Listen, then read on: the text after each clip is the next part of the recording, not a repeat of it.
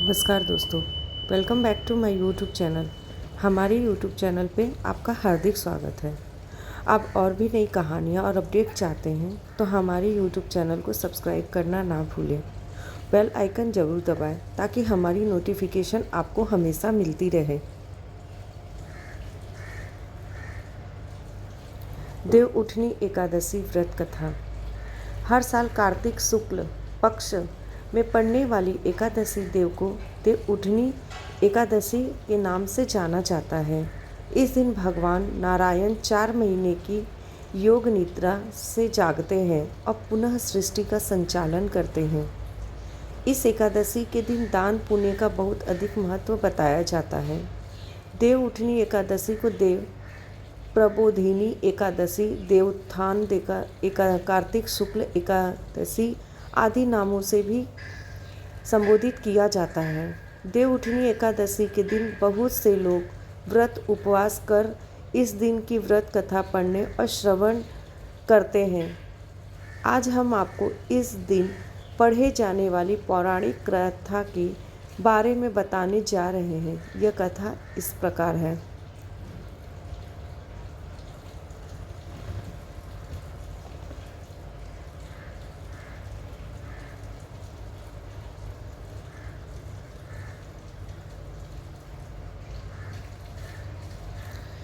एक समय की बात है। एक नगर में एक राजा रहता था।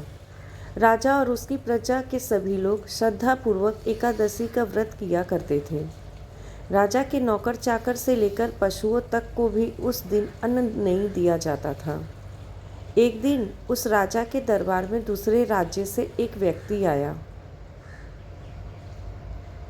राजा के पास आकर उस व्यक्ति ने कहा, महाराज, मुझे एक नौकरी की तलाश है।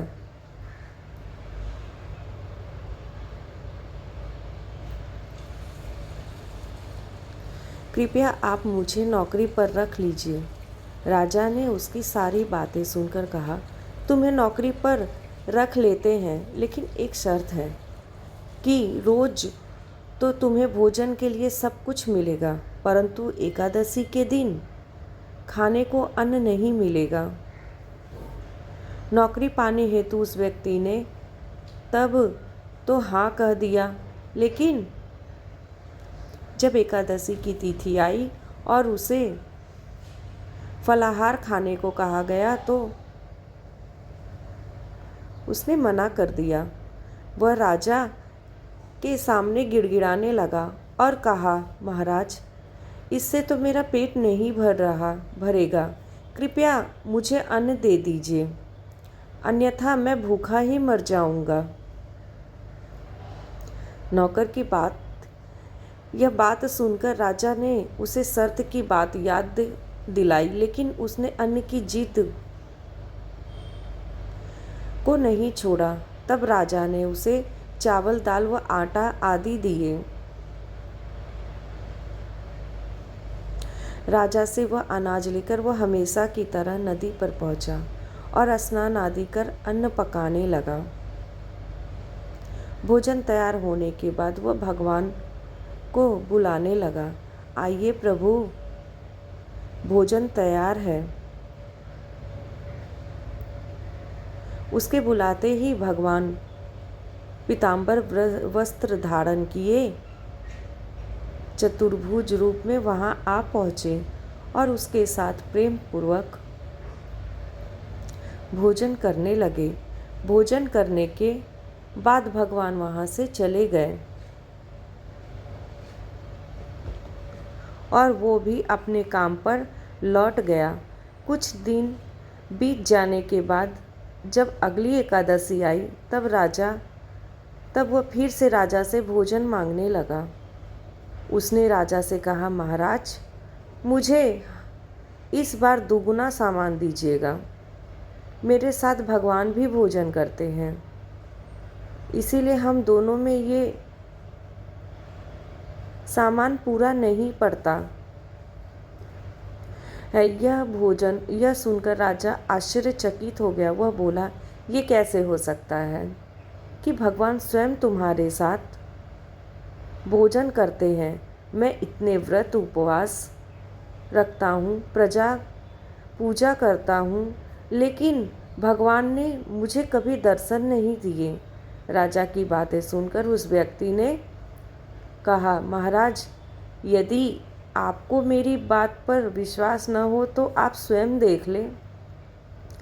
राजा एक पेड़ के पीछे छिप गया और वहाँ बैठकर सब देखने लग गया।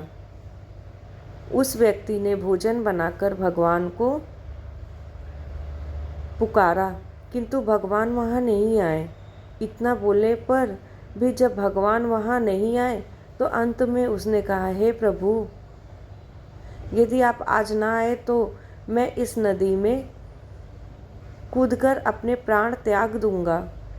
इतना कहने पर भी जब भगवान वहाँ प्रकट नहीं हुए तो वह प्राण त्यागने के उद्देश्य से नदी की तरफ बढ़ा। उसके प्राण त्यागने का दृढ़ इरादा जानकर भगवान शीघ्र ही वहाँ प्रकट हो गए और उसे ऐसा करने से रोक लिया। भगवान ने उसके साथ बैठकर भोजन किया और फिर अपने धाम को लौट गए। यह देखकर राजा की आंखें खुल गई और उसने सोचा कि व्रत उपवास का लाभ तब तक नहीं होता है जब तक व्यक्ति का मन शुद्ध ना हो। यह देखने के बाद से वह मन से व्रत उपवास करने लगा। अंत में मोक्ष धाम को प्राप्त हुआ।